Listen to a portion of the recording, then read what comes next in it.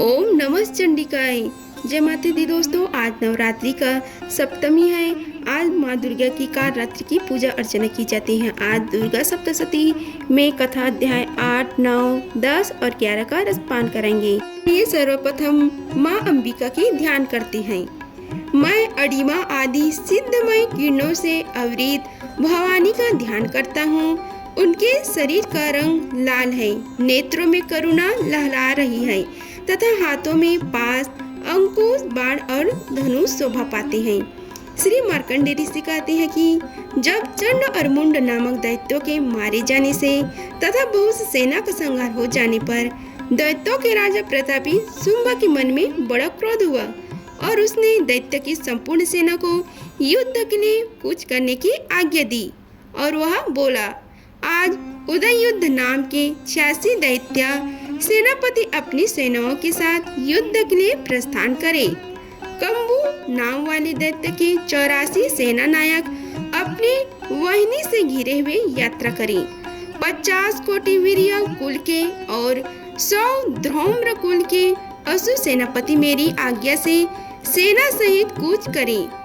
कलक, दोहिर्दा, मौर्य और काल के असुर भी युद्ध के लिए तैयार हो मेरी आज्ञा से तुरंत प्रस्थान करें। भयानक शासन करने वाला असुर राज शुंभ इस प्रकार आज्ञा दे सहस्त्रों बड़ी बड़ी सेनाओं को साथ युद्ध के लिए प्रस्थित हुआ।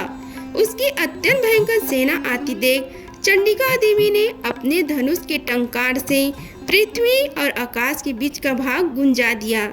हे राजन, तदंतर देवी की सिंह ने भी बड़े जोर जोर से दहाड़ना आरंभ किया। फिर अंबिका देवी ने घंटे के शब्द से उस ध्वनि को और भी बढ़ा दिया। धनुष की टंकार, सिंह की दहाड़ और घंटे की ध्वनि से संपूर्ण दिशाएं गूंज उठी। उस भयंकर शब्द से काली ने अपने विकराल मुख को और भी बड़ा कर लिया तथा इस प्रकार वे विजयिनी हुई। उस तुमुल नाद को सुनकर दैत्यों की सेनाओं ने चारों ओर से आकर चंडिका देवी के सिंह तथा काली देवी को क्रोध पूर्वक घेर लिया था।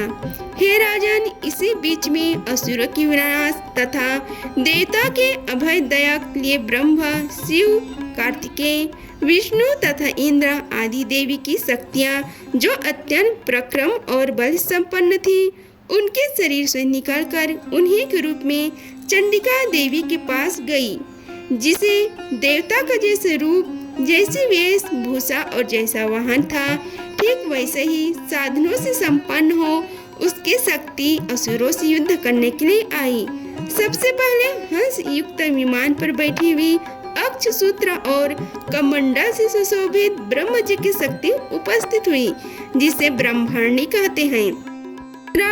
महादेव जी की शक्ति वृषभर अरुण हो हाथों में श्रेष्ठ त्रिशूल धारण किए, महानाग का कंकड़ पहने, मस्तक में चंद्रशेखर से विभूषित हो वह वहां पहुंची। कार्तिकेय जी की शक्ति रूपा माँ जगदम्बा का उन्हीं का रूप धारण किए श्रेष्ठ मयूर पर अरुण हो हाथ में शक्ति ले दैत्य से युद्ध करने के लिए आई।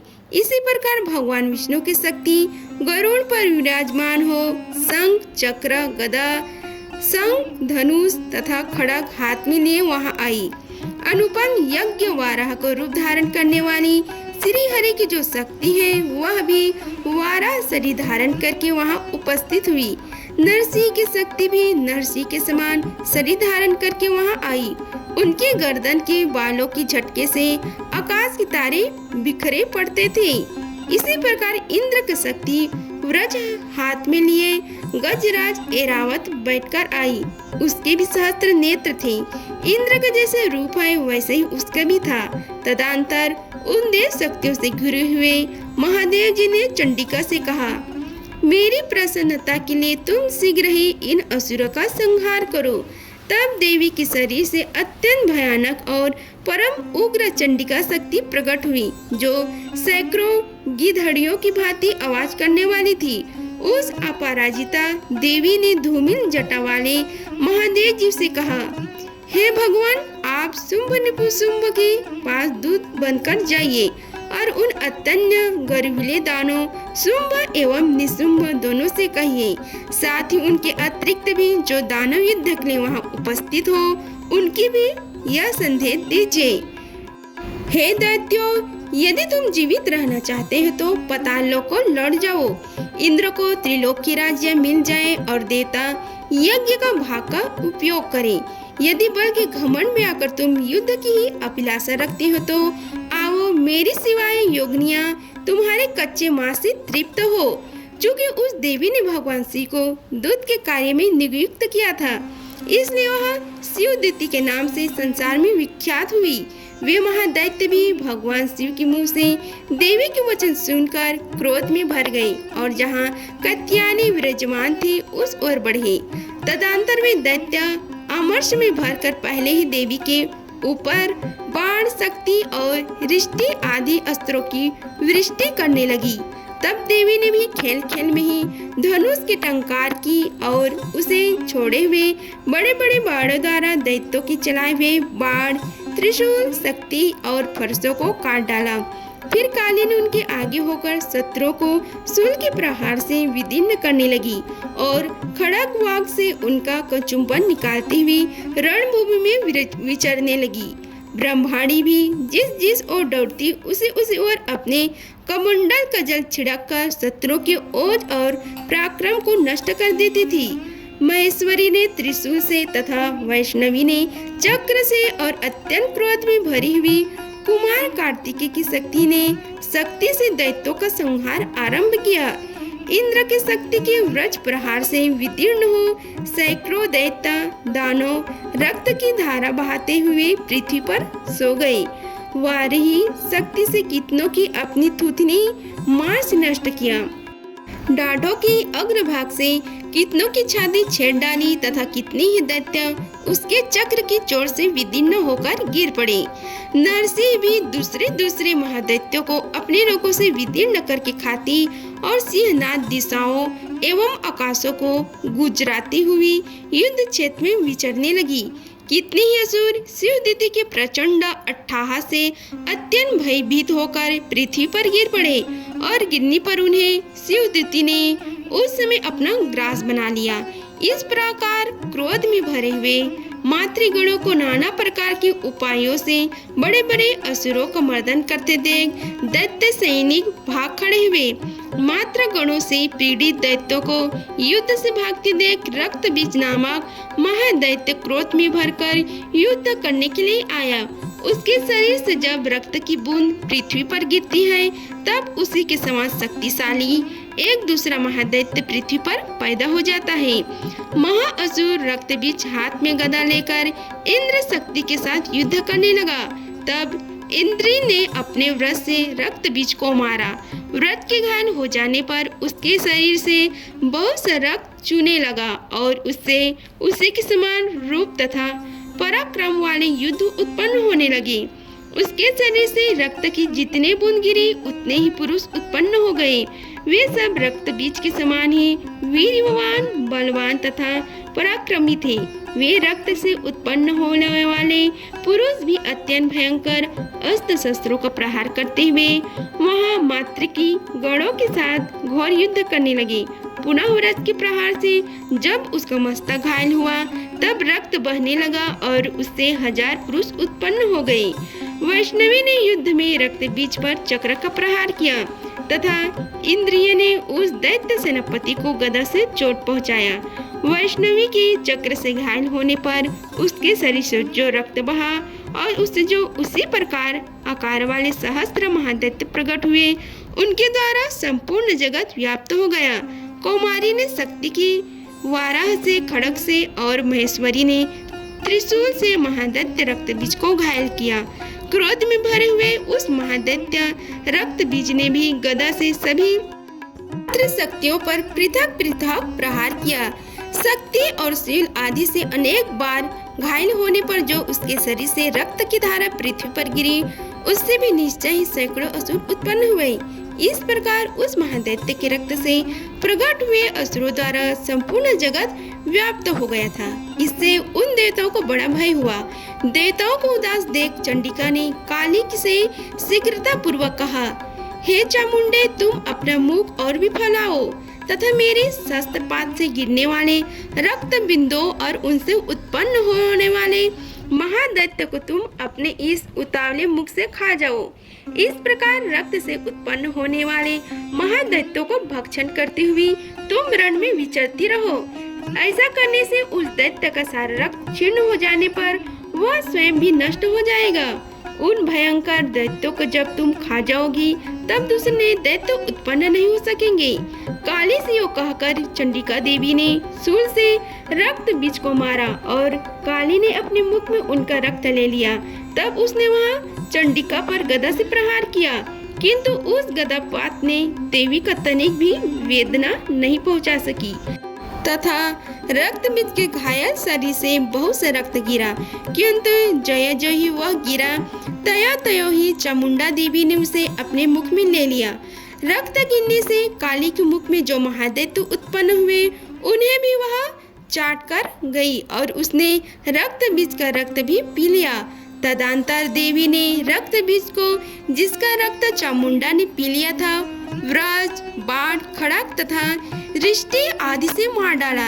हे राजन, इस प्रकार शास्त्रों के समुदाय से आहत एवं रक्त हुआ महादैत्य रक्त बीज पृथ्वी पर गिर पड़ा। हे नरेश्वर, इससे देवताओं को अनुपम हर्ष की प्राप्ति हुई और मातृगण उन असुरों के रक्त पान की मत से उद्दस्य होकर नृत्य करने लगी। इस प्रकार श्री मार्कंडेय पुराण में सवर्णिक मानवंतर की कथा के अंतर्गत देवी महात्मा में रक्त बीज वध नामक 8वां अध्याय पूरा हुआ। आइए रसपान कीजिए कथा अध्याय 9 का, जिसमें वर्णन है निशुंभ का वध। आइए अब हम सब मिलकर माँ चामुंडा देवी का ध्यान करते हैं। मैं अर्धनारीश्वर की श्री विग्रह की निरंतर शरण में लेता हूँ। उसका वर्ण बंधु पुष्पा और सुवर्ण के समान रक्त पीत मिश्रित है। वह अपनी भुजाओं में सुंदर अक्षमाला, पास, अंकुश और व्रत मुद्रा धारण करता है। अर्धचंद्र उसका आभूषण है तथा वह 3 नेत्रों से सुशोभित है। आइए कथा का रसपान कीजिए। राजा ने कहा, हे भगवान, आपने रक्त बीज के वश से संबंध रखने वाली देवी चरित्र का यह अद्भुत महात्म्य मुझे बतलाया है। अब रक्त बीज के मारे जाने पर अत्यंत क्रोध में भरे हुए शुंभ तथा निशुंभ ने जो कर्म किए उसे भी मैं सुनना चाहता हूँ। श्री मार्कंडेय ऋषि कहते हैं कि हे राजन, युद्ध में रक्त बीज तथा अन्य दैत्यों के मारे जाने पर शुंभ और निशुंभ के क्रोध की सीमा न रही। अपनी विशाल सेना इस प्रकार मारी जाती देख निशुंभ अमर्ष में भरकर देवी की ओर दौड़ा। उसके साथ असुरों की प्रधान सेना थी। उसके आगे पीछे तथा पार्श्व भाग में बड़े बड़े असुर थे, जो क्रोध से ओट चबाते हुए देवी को मार डालने के लिए आए।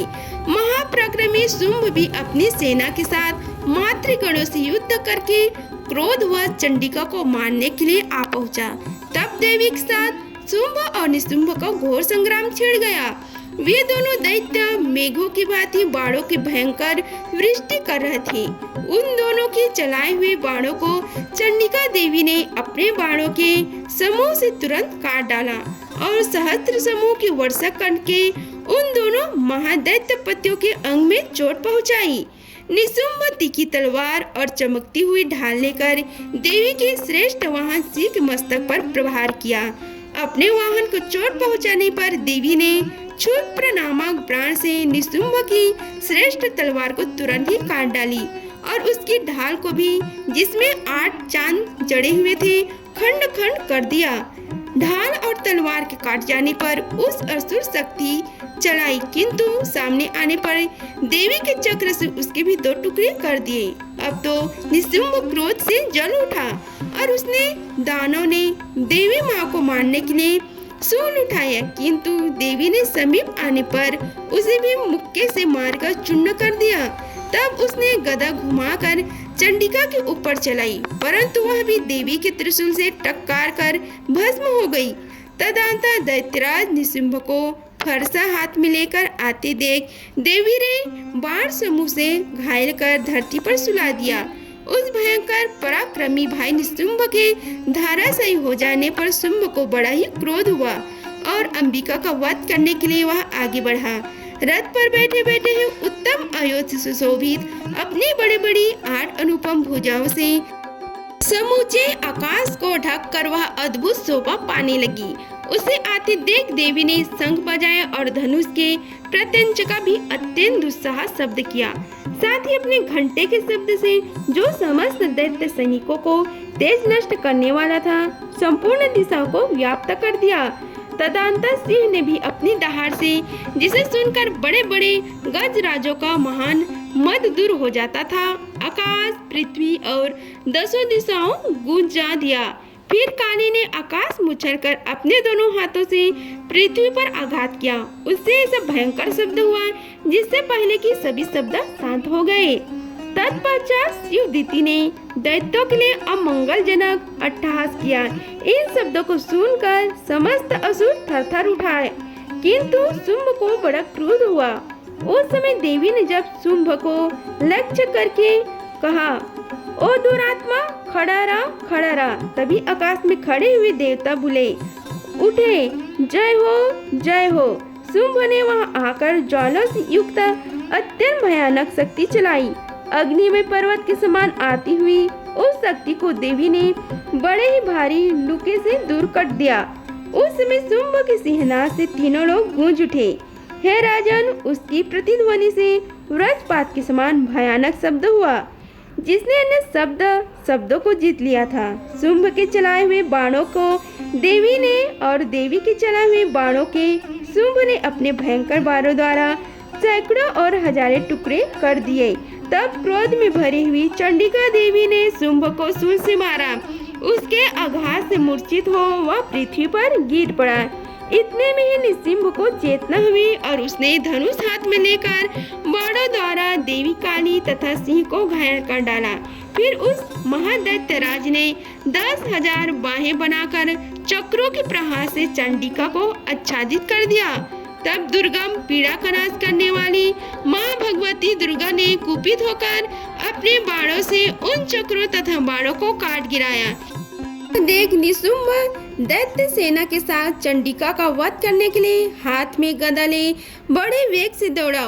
उसके आते ही चंडिका देवी ने तीखे धार वाली तलवार से उसकी गदा को शीघ्र ही काट डाला। तब उसने शूल हाथ में ले लिया। देवताओं को पीड़ा देने वाले निशुंभ को शूल हाथ में लिए आते देख चंडिका देवी ने वेग से चलाए हुए अपने शूल से उसकी छाती को छेद डाली। शूल से विदीर्ण हो जाने पर उसकी छाती से एक दूसरा महाबली एवं महाप्रक्रमी पुरुष खड़ी रह कहता हुआ निकला। उस निकलते हुए पुरुष की बात सुनकर देवी ठक्कार मारकर हंस पड़ी और खड़क से उन्होंने उसका मस्तक काट डाला। फिर तो वह पृथ्वी पर गिर पड़ा। तदंतर सिंह अपनी डांटों से असुरों की गर्दन कुचलकर खाने लगा। यह बड़ा भयंकर ही दृश्य था। उधर काली तथा शिवदूते ने भी अन्याय दैत्यों का भक्षण आरंभ कर दिया था। कौमारी की शक्ति से विदीर्ण होकर कितने ही महादैत्य नष्ट हो गए थे। ब्रह्मांडी के मंत्रपूत जल से निस्तेज होकर कितने ही भाग खड़े हुए। कितने दैत्य महेश्वरी के त्रिशूल से छिन्न भिन्न हो धराशायी हो गए। वह रही के थूथने के आघात से कितनों का पृथ्वी पर कचुम्बर निकाल गया। वैष्णवी ने भी अपने चक्र से दानवों के टुकड़े टुकड़े कर डाले। इंद्रिया के हाथ से छूटे हुए व्रत से भी कितने ही प्राणों से हाथ धो बैठे। नष्ट हो गए, कुछ उस महायुद्ध से भाग गए तथा कितने ही काली शिवदूती तथा सिंह के ग्रास बन गए। इस प्रकार श्री मार्कंडेय पुराण में सवर्णिक मनवंतर की कथा के अंतर्गत देवी महात्म्य में निशुंभ नाम का 9वां अध्याय समाप्त हुआ। आइए रसपान कीजिए कथा अध्याय 10 का, जिसमें वर्णन है शुंभ वध। हम सब मिलकर माँ भगवती का ध्यान करते हैं। मैं मस्तक पर अर्धचंद्र धारण करने वाली शिव शक्ति स्वरूपा माँ भगवती कामेश्वरी का हृदय में चिंतन करता हूँ। वे तपाए हुए सुवर्ण के समान सुंदर है। सूर्य, चंद्रमा तथा अग्नि ये तीनों उनके नेत्र हैं तथा वे अपने मनोहर हाथ में धनुष, बाण, अंकुश, पास और शूल धारण किए हुए हैं। श्री मार्कंडेय ऋषि कहते हैं कि हे राजन, अपने प्राणों के समान प्यारे भाई निशुंभ को मारा गया देख तथा सारी सेना का संहार होता जान शुंभ ने कुपित होकर माँ अंबिका देवी से कहा, हे दुर्गे दुष्ट, तू बल के अभिमान में आकर झूठ मूठ का घमंड न दिखा। तू बड़ी मानिनी बनी हुई है किंतु दूसरी स्त्रियों के बल का सहारा लेकर लड़ती है। तब माता देवी ने बोली, ओ दुष्ट, मैं अकेली हूँ, उस संसार में मेरे सिवा दूसरा कौन है? देख, ये मेरी ही विभूतियाँ हैं, अतः मुझ में ही प्रवेश कर रही हैं। तदंतर ब्रह्माणी आदि समस्त देवियाँ अंबिका देवी के शरीर में ही लीन हो गई। उस समय केवल अंबिका देवी ही रह गई। तब देवी बोली, मैं अपनी ऐश्वर्य शक्ति से अनेक रूपों में यहाँ उपस्थित हुई थी, उन सब रूपों में मैंने समेट लिया। अब अकेले ही युद्ध में खड़ी हूँ, तुम भी स्थिर हो जाओ। ऋषि कहते हैं कि तदंतर देवी और शुंभ दोनों में सब देवताओं तथा दानवों को देखते देखते भयंकर युद्ध छिड़ गया। बाणों की वर्षा तथा तीखे शस्त्रों एवं दारुण अस्त्रों के प्रहार के कारण उन दोनों का युद्ध सब लोगों के लिए बड़ा ही भयानक प्रतीत होने लगा। उस समय अंबिका देवी ने जो सैकड़ों दिव्य अस्त्र छोड़े, उन्हें दैत्यराज शुंभ ने उनके निवारक अस्त्र द्वारा काट डाला। इसी प्रकार शुंभ ने भी जो दिव्य अस्त्र चलाए, उन्हें माँ परमेश्वरी भयंकर हुंकार शब्द के उच्चारण आदि द्वारा खिलवाड़ में ही नष्ट कर डाला। तब उस असुर ने सैकड़ों बाणों से देवी को आच्छादित कर दिया। यह देख क्रोध में भरी हुई उन देवी ने भी बाण मारकर उसका धनुष काट डाला। धनुष कट जाने पर फिर दैत्यराज ने शक्ति हाथ में ली, किंतु देवी ने चक्र से उसके हाथ को ही शक्ति को भी काट गिराया। तत्पश्चात दैत्यों के स्वामी शुंभ ने 100 चांदी वाला चमकती हुई ढाल और तलवार हाथ में ले उस समय देवी पर धावा किया। उसके आते ही चंडिका देवी ने अपने धनुष से छोड़े हुए तीखे बाणों द्वारा उसकी सूर्य किरणों के समान उज्जवल ढाल और तलवार को तुरंत ही काट डाला। फिर उस दैत्य घोड़े और सारथी मारे गए। धनुष तो पहले ही कट चुका था। अब उसने अंबिका देवी को मारने के लिए उद्यत हो भयंकर मुद्गर हाथ में लिए उसे आते देख देवी ने अपने तीक्ष्ण बाणों से उसका मुद्गर भी काट डाला, जिस पर भी वह असुर मुक्का तानकर खड़े वेग से देवी को और झपटा। उस दैत्यराज ने देवी की छाती में मुक्का मारा। तब उन देवी ने भी उसकी छाती में एक चाटा डाल दिया। देवी के थप्पड़ खाकर दैत्यराज शुंभ पृथ्वी पर गिर पड़ा, किंतु पुनः साहसपूर्वक उठकर खड़ा हो गया। फिर वह उछला और देवी के ऊपर ले जाकर आकाश में खड़ा हो गया। तब चंडिका देवी ने आकाश में भी बिना किसी आधार के ही शुंभ के साथ युद्ध करने लगी। उस समय दैत्य और चंडिका आकाश में एक दूसरे से लड़ने लगी। उनका वह युद्ध पहले ही सिद्ध और मुनियों की विस्मय में डालने वाला हुआ। फिर अंबिका देवी ने शुंभ के साथ बहुत देर तक युद्ध करने के पश्चात उसे घुमाकर उठाकर और पृथ्वी पर पटक दिया। पटके जाने पर पृथ्वी पर अनेकों बार वह दुष्टात्मा दैत्य पुनः चंडिका का वध करने के लिए उनकी ओर बड़े वेग से दौड़ा। तब समस्त दैत्यों के राजा शुंभ को अपनी ओर आते देख देवी ने त्रिशूल से उसकी छाती छेदकर उसे पृथ्वी पर गिरा दिया। देवी के शूल की धार से घायल होने पर उसके प्राण पखेरु उड़ गए और वह समुद्र में, द्वीपों में तथा पर्वतों सहित समूचे पृथ्वी को कांपता हुआ पृथ्वी पर गिर पड़ा। तदंतर उस दुरात्मा के मारे जाने पर संपूर्ण जगत संपन्न एवं पूर्ण स्वस्थ हो गया तथा आकाश स्वच्छ दिखाई देने लगा। पहले जो उत्साह सूचक मेघ और उल्कापात होते थे वे सब शांत हो गए तथा उस दैत्य के मारे जाने पर नदियां भी ठीक मार्ग से बहने लगी। उस समय शुंभ की मृत्यु के बाद संपूर्ण देवताओं का हृदय हर्ष से भर गया और गंधर्वगण मधुर गीत गाने लगे। दूसरे गंधर्व बाजा बजाने लगे और अप्सराएं नाचने लगी। पवित्र वायु बहने लगी। सूर्य की प्रभा उत्तम हो गई। अग्निसार की बुझी हुई आग अपने आप प्रज्वलित हो उठी तथा संपूर्ण दिशाओं की भयंकर शब्द शांत हो गई। इस प्रकार श्री मार्कंडेय पुराण में श्रावणिक मानवंतर की कथा के अंतर्गत देवी महात्म्य में शुंभवत का 10वां अध्याय पूरा हुआ। आइए रसपान कीजिए कथा अध्याय 11 का, जिसमें वर्णन है देवताओं द्वारा माँ देवी की स्तुति तथा देवी द्वारा देवताओं को वरदान। सब मिलकर माँ देवी का ध्यान करते हैं। मैं माँ भुवनेश्वरी देवी का ध्यान करता हूँ। उनके श्री अंगों की आभा प्रभात काल के सूर्य के समान है और मस्तक पर चंद्रमा का मुकुट है। वे उभरे हुए स्तनों और 3 नेत्रों से युक्त हैं। उनके मुख पर मुस्कान की छटा छाई रहती है और हाथ में वरद, अंकुश, पास एवं अभय मुद्रा शोभा पाते हैं। आइए रसपान कीजिए कथा का। श्री मार्कंडेय ऋषि जी कहते हैं कि देवी के द्वारा वहाँ महादैत्यपति शुंभ के मारे जाने पर इंद्र आदि देवता अग्नि को आगे करके उन कात्यायनी देवी की स्तुति करने लगे। उस समय अभीष्ट की प्राप्ति होने से उनके मुख कमल दमक उठे थे और उनके प्रकाश से दिशाएं में जगमगा उठी थी। देवता बोले, शरणागत की पीड़ा दूर करने वाली हे देवी, हम पर प्रसन्न हो जाओ। संपूर्ण जगत की माता प्रसन्न हो। विश्वेश्वरी, विश्व की रक्षा करो। हे देवी, तुम ही चराचर जगत की अधीश्वरी हो। तुम इस जगत का एकमात्र आधार हो, क्योंकि पृथ्वी रूप में तुम्हारी ही स्थिति है। हे देवी, तुम्हारा पराक्रम अलंघनीय है।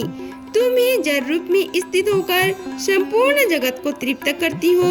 तुम अनंत बल संपन्न वैष्णवी शक्ति हो। इस विश्व की कारणभूता परमाया हो। हे देवी, तुमने समस्त जगत को मोहित कर रखा है। तुम ही प्रसन्न होने पर इस पृथ्वी पर मोक्ष की प्राप्ति कराती हो। हे देवी, संपूर्ण विद्याएं तुम्हारे ही भिन्न भिन्न स्वरूप हैं। जगत में जितनी स्त्रियां हैं वे सब तुम्हारी ही मूर्तियां हैं। हे जगदम्बा, एकमात्र तुमने ही इस विश्व को व्याप्त कर रखा है। तुम्हारी स्तुति क्या हो सकती है? तुम तो स्तवन करने योग्य पदार्थों से भी परे एवं परवाणी हो। जब तुम सर्वस्वरूप देवी, स्वर्ग तथा मोक्ष प्रदान करने वाली हो, तब इसी रूप में तुम्हारी स्थिति हो गई। तुम्हारी स्तुति के लिए इससे अच्छा उक्ति और क्या हो सकती है? हे बुद्धि रूप से सब लोगों के हृदय में विराजमान करने वाली तथा स्वर्ग एवं मोक्ष प्रदान करने वाली हे नारायणी देवी, तुम ही नमस्कार है। कला, काष्ठा आदि के रूप से क्रमशः परिणाम अवस्था परिवर्तन की ओर ले जाने वाली तथा विश्व का उपसंहार करने में सामर्थ्य हे नारायणी, तुम ही नमस्कार है। हे नारायणी, तुम सब प्रकार की मंगल प्रदान करने वाली मंगलमयी हो। हे कल्याणदायिनी, हे शिवा, तुम शिवा हो। सब पुरुषार्थों को सिद्ध करने वाली शरणागत वत्सल 3 नेत्र वाली एवं गौरी हो। हम तुम्हें नमस्कार करते हैं।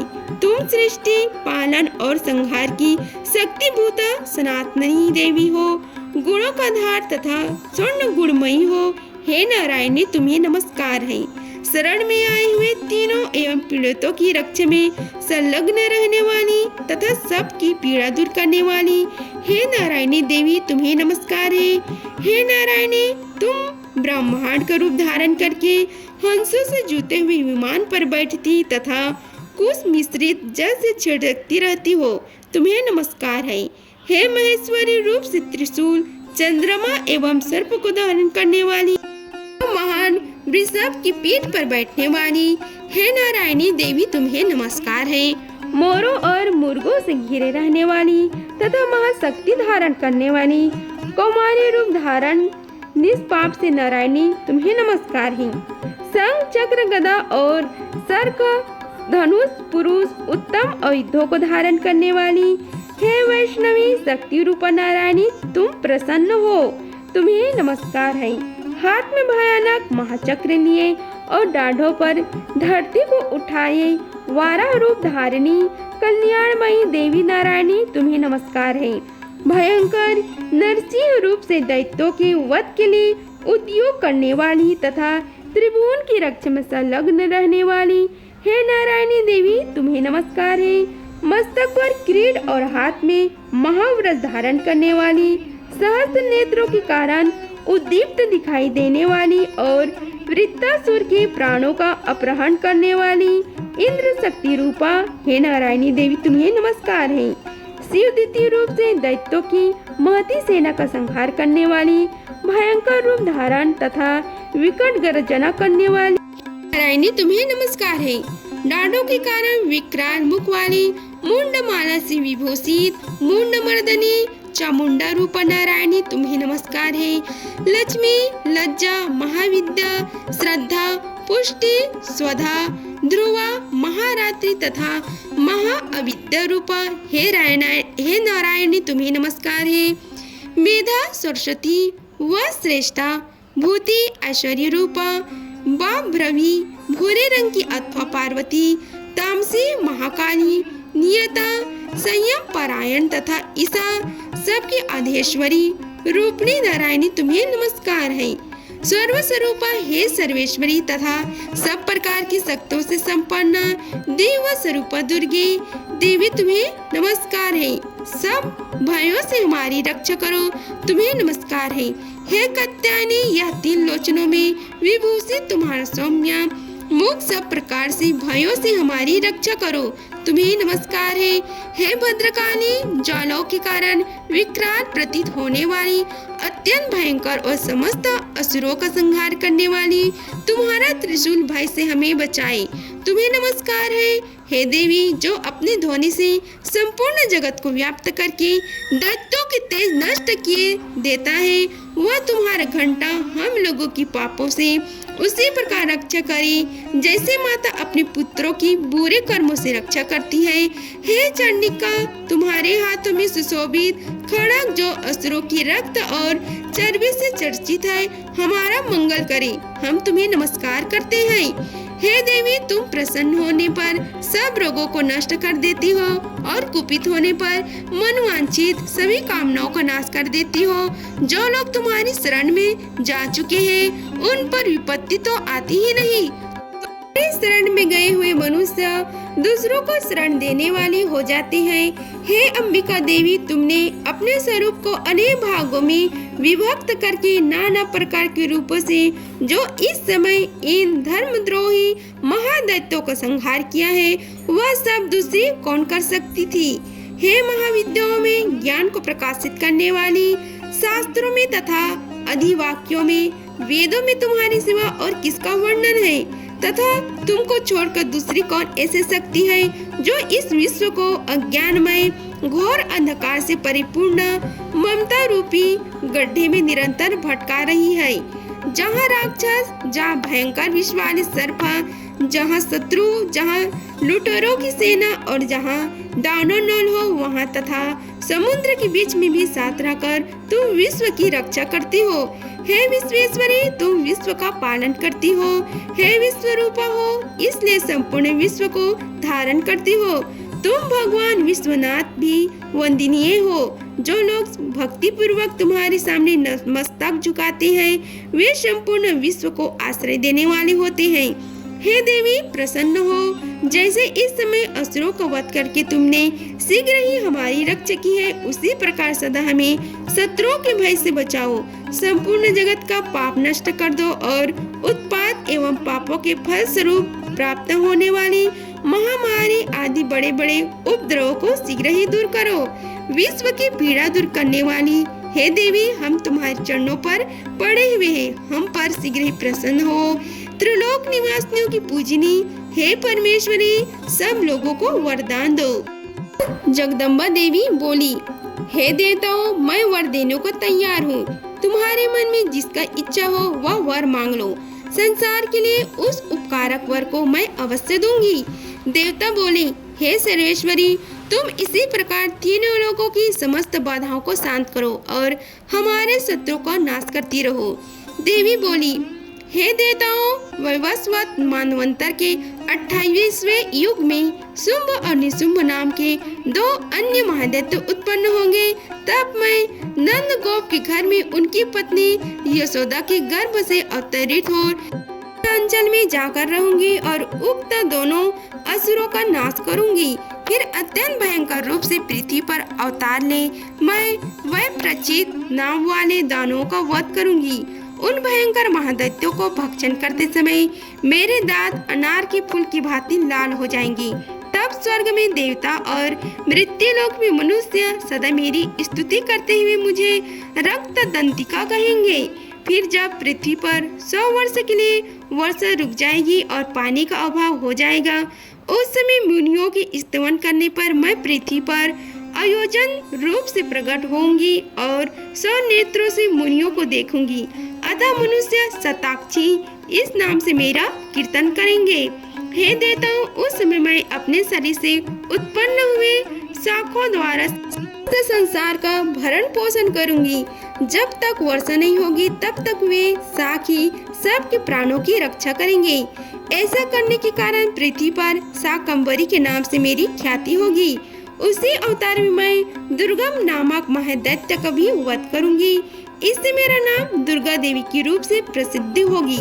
फिर मैं जब भीम रूप धारण करके मुनियों की रक्षा के लिए हिमालय पर रहने वाली राक्षसों का भक्षण करूंगी, उस समय सब मुनि भक्ति से नतमस्तक होकर मेरी स्तुति करेंगे।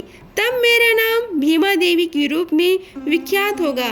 जब अरुण नामक दैत्य तीनों लोकों में भारी उपद्रव मचाएगा, तब मैं तीनों लोकों का हित करने के लिए 6 पैरों वाले असंख्य ब्रह्मरों का रूप धारण करके उस महादैत्य का वध करूंगी। उस समय सब लोग मुझे भ्रमरी के नाम से चारों ओर मेरी स्तुति करेंगे। इस प्रकार जब जब संसार में दानवी बाधा उपस्थित होगी, तब तब अवतार लेकर मैं शत्रु का संहार करूंगी। इस प्रकार श्री मार्कंडी पुराण में सवर्णिक मानवंतर की कथा के अंतर्गत देवी महात्म्य में देवी स्तुति नाम का 11वां अध्याय पूरा हुआ। अगर आप सभी को हमारी वीडियो अच्छी लगी होगी तो वीडियो को लाइक कीजिए, चैनल को सब्सक्राइब कीजिए और कमेंट बॉक्स में माता दी लिखिए। धन्यवाद। मिलते हैं अगले वीडियो में।